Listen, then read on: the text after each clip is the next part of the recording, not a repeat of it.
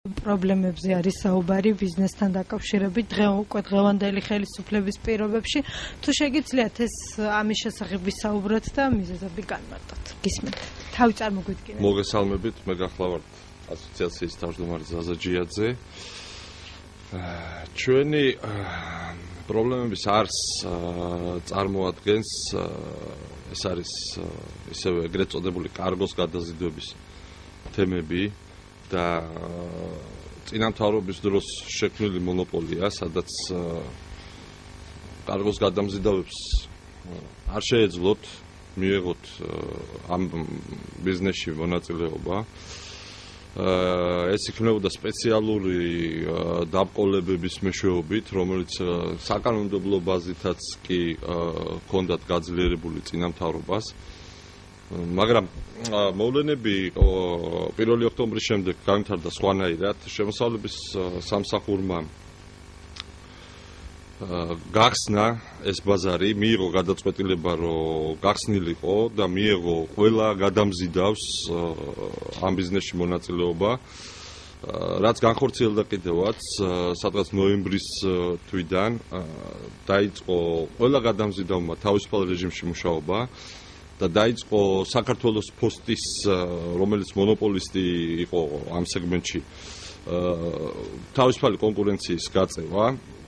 მაგრამ იანვრის თვეში 25 იანვრის მინისტრის ბრძანებულებით მოხდა ისეთი რაღაცა, რომ საერთო ჯამში ამ ბრძანების მიხედვით ისევ საქართველოს ფოსტა გახდა მონოპოლისტი. დღესდღეობით ეს ბრძანება შესულია ძალაში და ამ ბრძანების მეშვეობით ამ ეტაპზე კვლავაც საქართველოს ფოსტა არის მონოპოლისტი.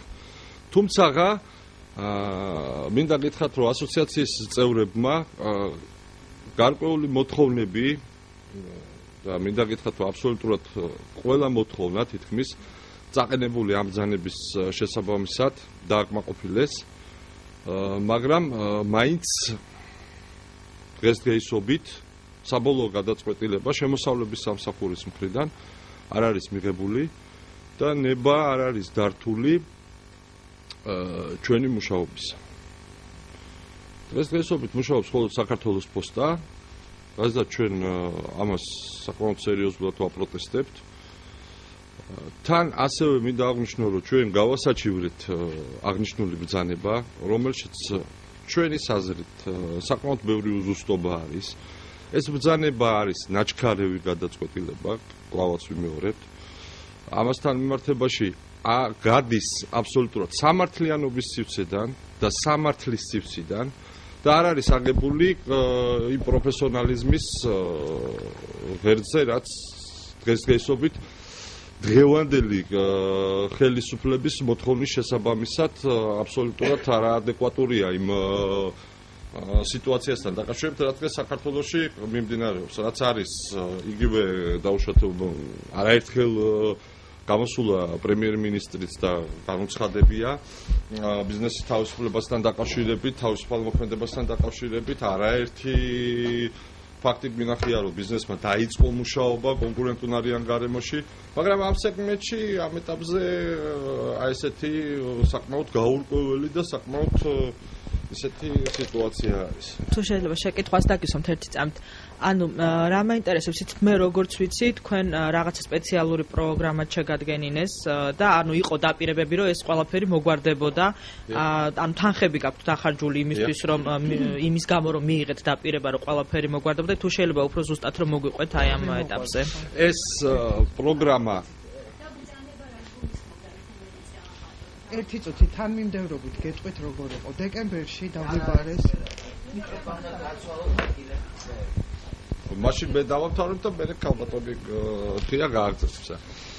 პირველ რიგში მე მინდა გითხრათ ერთი რაღაცა, რომ ეს საკმაოდ სპეციფიური მომენტები არის და აქედან გამომდინარე ჩვენ ამაზე არაერთი განცხადება გავაკეთეთ, რომ საერთო ჯამში ჩვენ გვთხოვენ ახალი ველოსიპედის გამოგვეღებას. თუმცა ჩვენ ბიძულებული გავხდით ეს ახალი ველოსიპედი გამოგვეგონა და შევქმნით ეს პროგრამა.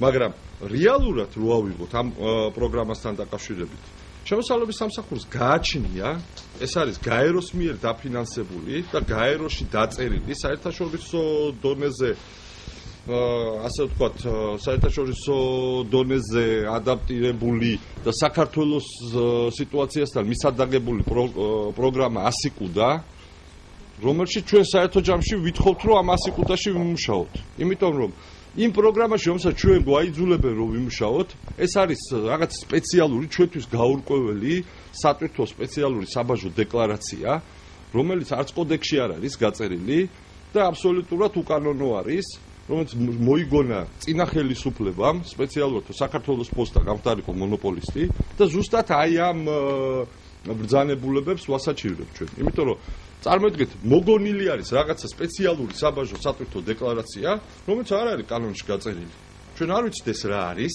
რას წარმოადგენს საერთო ჯამში და ვითხოვთ საერთაშორისო სტანდარტებით არსებული დეკლარაციით მოხდეს დეკლარირება 100 კუდას პროგრამაში აი ეს არის ძალიან მნიშვნელოვანი თუმცა ჩვენ ეს პროგრამა რასაც ესენი გთხოვდნენ ჩვენ ეს გავაკეთეთ და შევქმნით მაგრამ დღესდღეობით ესეთი მომენტი არც ამ პროგრამის ტესტირების საშუალება არც ჩართვის საშუალება შემოსავლების სამსახურის ჯერჯერობით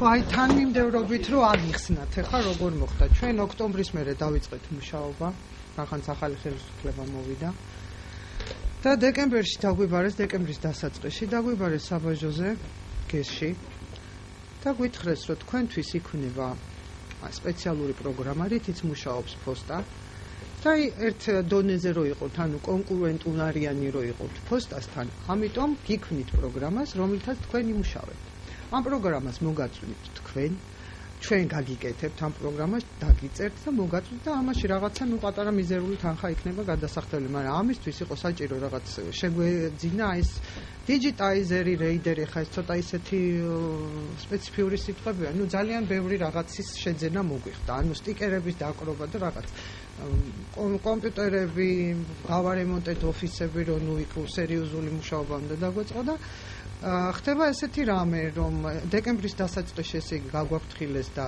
დავიწყეთ ამაზე მობილიზება და იანვარში რომ ვიკითხეთ რომ პროგრამა როდის გვექნებოდა იმიტომ რომ ვიცოდით რომ ეს ბრძანება მზადდებოდა გვითხრეს რომ არანაირი პროგრამა არ იქმნება საერთოდ და თქვენ თვითონ დაწერეთ ეს პროგრამებიო ჩვენ შევკრიბეთ ასე ვთქვათ აიეტის ცოდნე ხალხი და შევაქმნევინეთ ეს პროგრამა გამოდის 25-ში ფინანსთა მინისტრის ბრძანება და იქ გაწერილი ამ ბრძანებაში რომ ენას ანუ საკონტაქტო აი ამ პროგრამასთან ენას დაწერდა შემოსავლების სამსახური ეს შემოსავლების სამსახური 6 რიცხვში აქვეყნეს ბრძანებას რომელსაც გვაძლევენ ჩვენ ანუ ამ საკონტაქტო ენას რითიც უნდა ჩავერთოთ ამ პროგრამაში 7-ში გვაძლევენ ამ ბრძანებას და ჩვენ წერთ 8-ში განცხადებას შემოსავლების სამსახურის სახელზე, რომ ჩვენ გვაქვს ეს პროგრამა და გთხოვთ გაგვიტესტოთ ეს პროგრამა, შეგნახოთ როგორ მუშაობს და დავიწყოთ ჩვენ მუშაობა. ესე იგი 13-ში შედიოდა ეს პროგრამა ეს ბრძანება ძალაში. არავის არ დაურეკია 7 რიცხვის მერე ამ განცხადების თაობაზე. ის კი არა, აიეტის სამსახურის უფროსი ვატო ლაშქარაძესთან რომ მივედით, კაცმა თქვა რომ არანაირი პროგრამა არ გვაქვს და არანაირი გასატესტი არ გვაქვს აბსოლუტურად, რა გაგიტესტოთ, რაც ბუნებაში არ არსებობსო რა. ესე იგი და ხდება გუშინდელი დღიდან ფოსტამ დაიწყო იმეების დარიგება, სად გვაქვს ვიზიტკების დარიგება სადაც აბსოლუტურად ყველა მიმართულებით გადამზიდავები არიან აზერბაიჯანელები და ფაქტიურად საქართველოს გადამზიდავები ყველა ვჩებით პოსტის გარეშეც და პოსტიანად ყველა ვჩებით საქმის გარეშე იმიტომ რომ მიაკ ასე ვთქვათ აზერბაიჯანს ეს გადაზიდები და აზერბაიჯანის ფირმა რომელიც ახლა აი ამ ვიზიტკებს არიგებს ეს არის ქარსელაძის დროიდან ეზერაშვილი ქარსელაძის დროიდან მოყვანილი, რომელიც მოიყვანა ქარსელაძის შვილის ნათლია, მისი სახელი და გვარია რა გვარია? მურადი ჯალაბაძე. დადის ეს ბატონი მურადი გუშინ გამოჩნდა, არ ჩდებოდა აქამდე, დადის ლილოს ბაზრობაზე და იძახის, რომ პოსტა იყიდა აზერბაიჯანმა და ყველა გადაზიდვები იქნება აბსოლუტურად პოსტის. გამოდის, რომ ფაქტიურად მთელი გადაზიდვები, რაც რამე საქართველოში ტვირთი შემოვა გავა, იქნება აზერბაიჯანელების ხელში. წარმოიდგინეთ ახლა რა სიტუაცია ხდება. ქარსელაძე, რომელიც საერთოდ აი ამ ბიზნესში იყო მთლიანად თავიდან ბოლომდე დაკავებული, რომლის მოყვანილიც არის ეს ჯალაბაძე და ეს აზერბაიჯანული ფირმა, ისევ იგივე სიტუაცია ხდება. ვინც 9 წელი სისხლი გაგვიშრო, ასე ვთქვათ, იგივე ხალხი ბრუნდებიან უკან. იგივე ხალხის ხელშია დღემდე პოსტის გადაზიდვები, იმიტომ რომ პოსტა ახალი ხელისუფლება რომ მოვიდა, აბსოლუტურად არ შეცვალა არანაირი კონტრაქტი, ისევ იმ ხალხთან გააფორმა კონტრაქტები, ვისთანაც იყო, ვისთანაც ჰქონდა წინა ხელისუფლებას და ფაქტიურად მე პირადად სამჯერ ვარ პოსტის უფროსთან მისული, ახალ ხელმძღვანელობასთან, ბატონ ლევანთან და ბატონ გრიშასთან, შევთავაზე, რომ მეც მინდა აზერბაიჯანიდან გადაზიდვების გაკეთება და მომეცით ამის საშუალება. რაზეც უარი მივიღე, იმიტომ რომ შევთავაზე მე იყო აზერბაიჯანზე კილო $2 და 30. $2 და 30 ცენტიდან მე ვთხარი, 20% თქვენი იყოს, დანარჩენს მე მოვიხმარ, ასე ვთქვათ, ჩემი უნდა ყოფილიყო აბსოლუტურად იქ აზერბაიჯანში საწყობი აბსოლუტურად მუშა ყველაფერი ჩვენ მხარეს უნდა ეტვირთა და მხოლოდ იმაში რომ პოსტა მანქანას გამომიგზავნიდა და აქ დაბეჭდავდა დეკლარაციებს, რომელიც ფულსაც ისევ მეწარმე იხდის, აი ამაში უნდა აიღოთ 20%. რო შევთავაზე არაო მითხრეს 20% ჩვენო არ ყოფნისო, 52%-ზე ვართო ჩვენ მოლაპარაკებულიო და ჩვენ დროს თქვენ დაგეთანხმოთო, ძალიან ცუდი კითხვები გაჩნდება ზემოთო. აი ესეთი პასუხი გამცეს მე პოსტაში.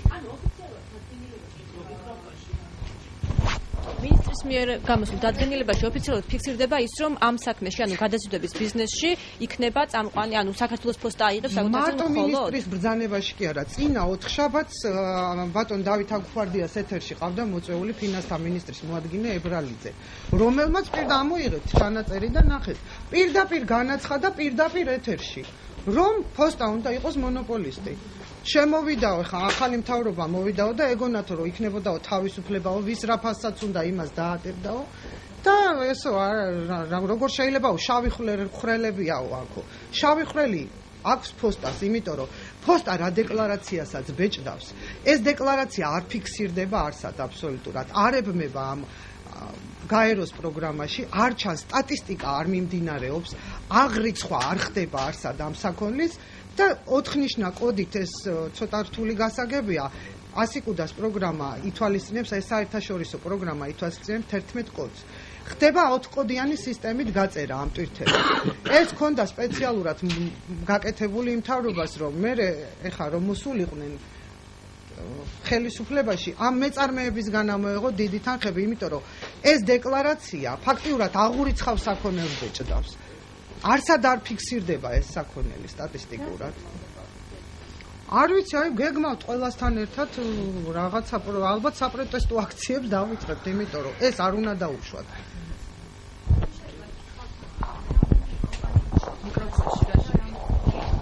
რამდენი კომპანია მუშაობს ბაზარზე და რამდენ შეექმნა პრობლემა? 20-მდე მუშაობს. აქედან ფაქტიურად 8 თავისუფლა და დანარჩენი პოსტასთან ერთად, მაგრამ გუშინდელი დღიდან უკვე ვინც პოსტასთან მუშაობს, იმათაც პრობლემები შეექმნა.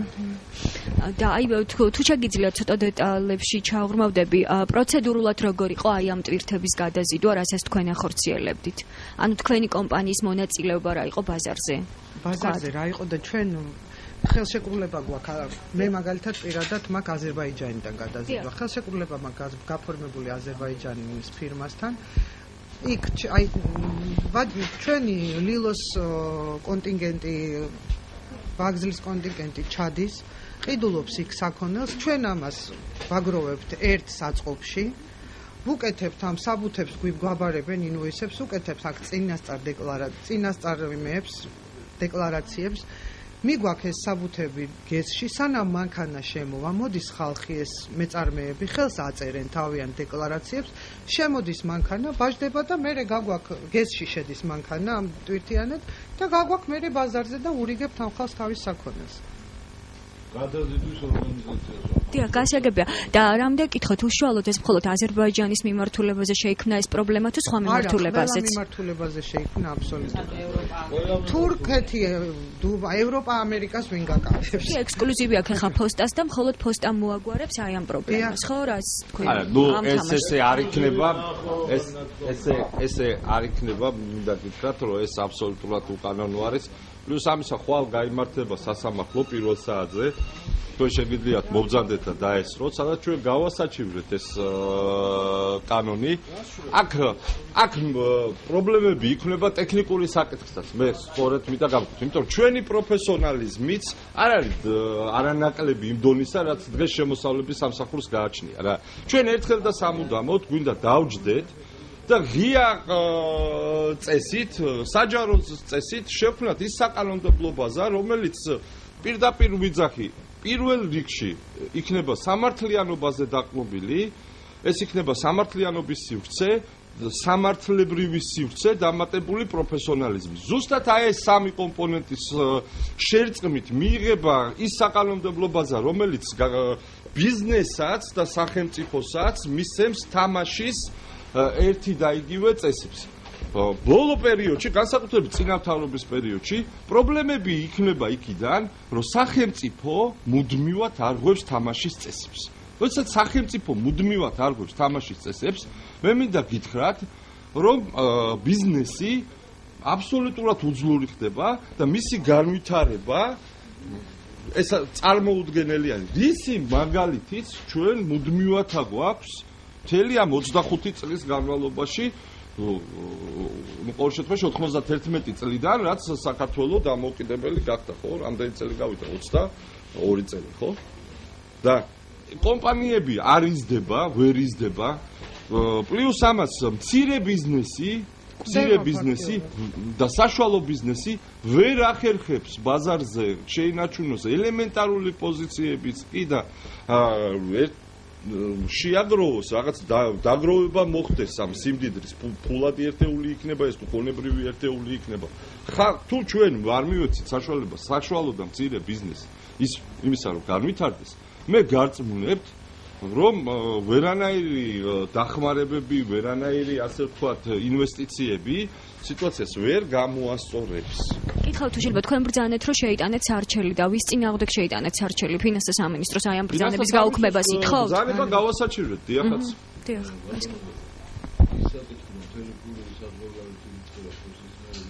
კი ბატონო, აქ რამოდენიმე კომპლექსური საკითხები, აქ ეს საკმაოდ დიდი და ფართო განსახილველი თემა არის ეს ჩვენ ახლა და მე მოგახსენეთ კიდევაც რომ სპეციფიკური მომენტები რა.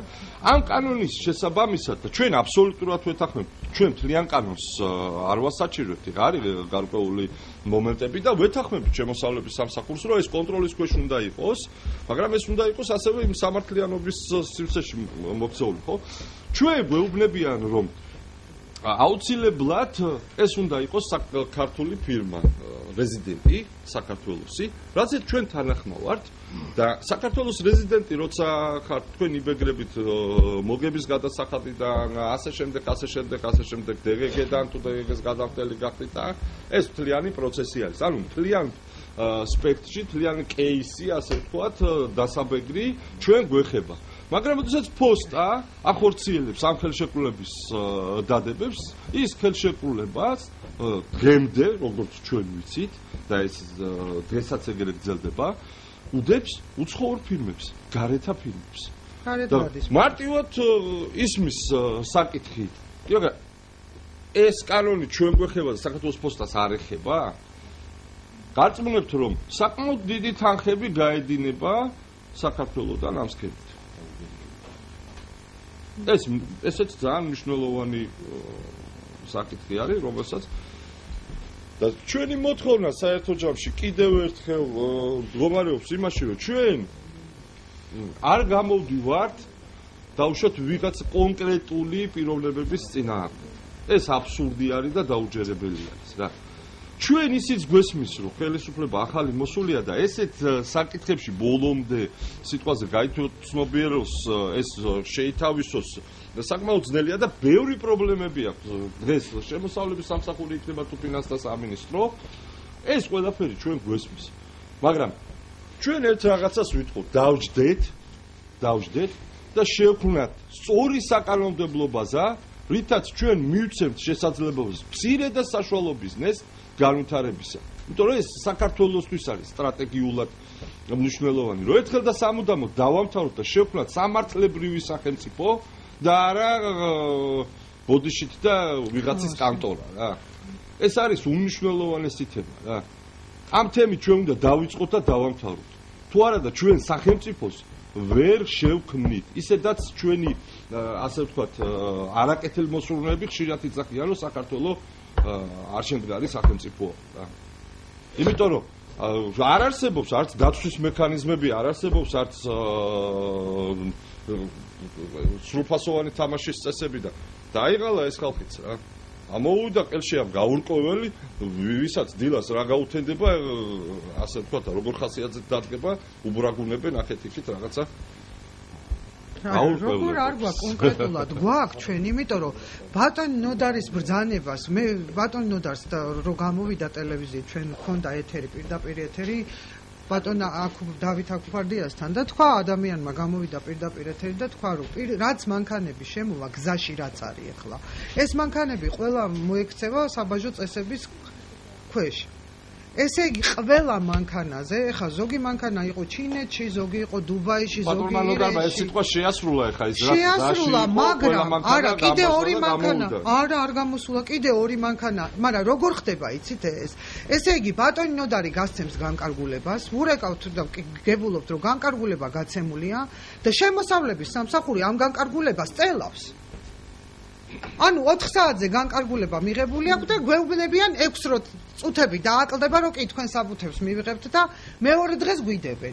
ეხლა როგორც იქნა ესე გამოვიყვანეთ 1-3 მანქანა, ეხლა კიდე 2 მანქანის პრობლემა გვაქვს, რომელიც გზაში იყო. ეს არის 2 ჩინეთის მანქანა, რომელსაც ვერანაირად ვერ ვამბაჟებს. აი დღესაც რო დავრეკეთ, გითხრეს რომ არა, ჯერ არანაირი ყველა თითო მანქანაზე თითო განკარგულება უნდათ რომ მიიღონ. ერთი განკარგულება არ ყოფნით. და ამ ბატონ ნოდარსაც ახლა წამდაუწომ ხო არ დაიწყებ ამ ადამიანის შეწუხებას, ფინანსთა მინისტრია ის ხო არ არის? ესე იგი ყველა თითო მანქანაზე თითო განკარგულება ჭირდებათ. ამასთან მინდა გითხრათ რომ როდესაც ეს შეხვედრა მოხდა იმის შემდეგ ასოციაციის წევრებს მოკლედ დავარქვათ ესე თავისუფალ სივრცეში მოქმედ ბიზნესს ეს მანქანები შეუმოწმეს თავიდან ბოლომდე შემომოწმონ კაცო სათითაოდ და არც ერთი დარღვევა იქ არ აღმოჩენილა. არც ერთი. და ეს იმის მანიშნებელია, მე მინდა აქედან მინისტრის მოადგილის განცხადებით, რომ ეს თურმე შავი ხვრელების ის ყოფილა, რომ თავისუფალ ბიზნესს არ აწყობს კონდეს შავი ხვრელები. არ აწყობს დაიყენოს მისი ბიზნესი გარკვეული საფრთხის წინაშე. ეს არის წარმოუდგენელი ხალხი. ზუსტად იქ არის შავი ხვრელები, სადაც სახელმწიფოა რა ჩარეული რა და იმედი რო აქვს რომ სახელმწიფოა და არავის შეამოწმებს რა. აი იქ არის შავი ხვრელები, თორე თავისუფალ ბიზნესში შავი ხვრელები არ არსებობს. ვეხმიანებით ბატონი ბიზნეს გამოსვლას, რომ ბიზნესი და სახელმწიფო უნდა იყოს ცალ-ცალკე. ჩვენ ეს თუ არ დავაცალცალკებთ და ჩვენი უფლებები თუ არ დავიცავთ, როგორც დღეს ჩვენ ვიცავთ. სხვებმაც თუ არ დაიცვა ეს უფლებები, ხო? ისევ იმ დონეზე მივალთ მე, როგორც დაიწყო, ყველამ კარგად იცის 2004-ში როგორ დაიწყო და მე რა პროცესები გაგრძელდა და საიწავიდა ეს ყველაფერი. დღეს ფაქტიურად ისევ იგივე ხალხს უბრუნდება ეს ბიზნესი, ვისაც ჰქონდა ამ 9 წლის განმავლობაში. არ უნდათ ხელიდან გაშვება. დღემდე აქვთ კიდე, იმიტომ რომ ფოსტასთან ესენი არიან ისევ. და კიდე იგივე დიდი დოზით უბრუნდება ეხლა უკან. აბსოლუტურად ყველა გადაზიდვა უბრუნდება იმ ადამიანს, ვინც იყო 9 წელი ამ ბიზნესში, ასე ვთქვათ, დაკავებული რა. სანამ არსებობდა, სანამ ჩვენ თავისუფალი კონკურენცია არსებობდა, ეხლა მარტივად გეტყვით რა, $100 და 30 ცენტიდან, აი სიტყვაზე ბაქოზე 50 ცენტამდე ჩამოიყვანეს. იძულებული გავხადეთ, რომ ჩამოიყვანოთ. ეს არის თავისუფალი კონკურენციის მანიშნებელი. თვითონ გადაწყვეტეს და ჩამოიყვანეს 50 ცენტზე და წარმოიდგინეთ ეხლა რამხელა პროცენტი დოლარი და 30-დან ჩამოიყვანეს საქართველოს პოსტას, როდესაც მონოპოლისტი იყო, დოლარი და 30-დან 50 ცენტამდე რო ჩამოიყვანეს. ეს არის კატასტროფული პროცენტი, ვერაცოი. და ეხლა ჩვენ ვითხოვთ, რომ გავაგრძელოთ იგივე თემატიკაში და იგივე თურქეთიდან გადაზიდვების ანალოგიური მომენტი გახორციელდეს, რომ ესე გაუიაფთეს მცირე და საშუალო ბიზნეს გადაზიდვები. თუ არ გაუიაფთა მცირე და საშუალო ბიზნეს გადაზიდვები, ხო? ისინი ვერ მოახერხებენ საქონლის რეალიზაციას. ჩვენ თუ გავიხსენებთ 8 წლის წინანდელ სიტუაციას, უკაცრავად 9 წლის წინანდელ სიტუაციას, ხო? გარწმუნებთ, რომ იგივე ჩვენი მეგობრები სასონხეთიდან, ჩვენი მეგობრები აზერბაიჯანიდან, რუსეთიდან ჩამოდიოდნენ და საქართველოში ყიდულობდნენ ამ საქონელს. იმიტომ რომ საქართველო ახერხებდა თავისუფალ კონკურენციის პირობებში ამ მისაღები ფასებით გადმოეზიდა საქონელი და ბაზარზე იაფი იყო საქონელი. შემკრებ გამანაწილებლის ფუნქცია ჰქონდა საქართველოს რა და ეხა ფაქტიურად ყველანაირ ფუნქციას და დღეს როდესაც ის ხალხი აქეთ ჩავდა ჩვენი მოსახლეობა გარბის იქით და ყიდულობს რაღაცას რომ ეს ინდივე წარმოები რამენაირად დაფარონ ეს ხარჯები და რამენაირად ასე ვთქვათ ფუნქციონირონ. უმრავლესობას აქვს ბანკის ვალი აღებული, ეს ბანკები მიდის ეს დახშობა და ეხლა თქვენ წარმოიდგინეთ, როდესაც არის ეს მომენტი დოლარი 30-დან 50-ზე, როდესაც ჩამოყავს, ხო ესე იგი ამხელა ლუფტები ხონდა ამდენი წლის განმავლობაში და ესე მოსახლეობის ჯიბისთან ფულის ამოცლით მდიდრდებოდა, ხო? ეს გაურკვეველი ორგანიზაცია. ეს საერთოდ არ მესმის. კიდე რომ გრძელდება ეს არის საქართველოს პოსტა, სად პოსტის ჩაიხედეთ, არსებობს პოსტის მსოფლიო ორგანიზაცია, მის დებულება, რა არის პოსტა საერთოდ და რა არის ტვირთების გადაზიდვა. სად ერთი და სად მეორე საერთოდ. ყველა ამ ქმედებით. თქვენ საქართველოს პოსტის ჟურნალ-გაზეთების დარიგების პროგრამა გინახიათ? მე არ მინახია. ხო, იმის მაგივრად ჟურნალ-გაზეთების დარიგები და წერილებით იყვნენ დაკავებულები. ხმალ ამოღებულები თავებს გვაჭრიან, რასაც ქვია რა. 9 წელი რაც გვიქნა იმთავრობამ არ ყოფნით. ეხა ამათმა უნდა დაგვიმატო. ყველაფრით ამ ზიანდებით ხალხის დუბას კარგავს და ნერველა ეს ხალხი იძულებულია რომ ძვირი გადაიხადოს და გადავიდეს პოსტაში სამუშაოდ. და მინდა გითხრათ ამ ხელა პრესის ქვეშ ვიმყოფებით და ხალხი არ გადადეს. იმიტომ რომ ქართულ ხალხს ძალიან კარგად ესმის უკვე, იმიტომ გაიზარდა აი ამ ჯოჯოხეთის, აი ამ რეპრესიების, ამ ყველაფრის გამოვლაში ქართული ხალხის ის იდმე წარმოებს, ბატონო, აღარ არის ისეთი, რომელიც 10 წლის წინ იყო რა. გაიზარდა, აუმაღლდათ დონე და ხედავენ დღეს თავისუფლად უკვე და აღარ შედიან იმ შეცდომებში, რომელიც დაუშვათ 7-8 წლის წინ შედიოდნენ. და ვიდგანენ გვერდში აბსოლუტურად და გვაძლევენ საქონელსაც და არაუშავს თუ დაიგვიანებთ თუ ჩვენ ვიცით რა ხდება მაინც თქვენთან გვინდა იძახიან. სხვანაირად ჩვენ ამ ორი კვირის განმავლობაში უბრალოდ გავარდებოდით ბაზრიდან, გავხდებოდით. ჩვენ ისეთი წნეხი გვაქვს ეს ორი კვირა გადატანილი. გაგვჩეკეთ. მადლობთ. მადლობა თქვენ.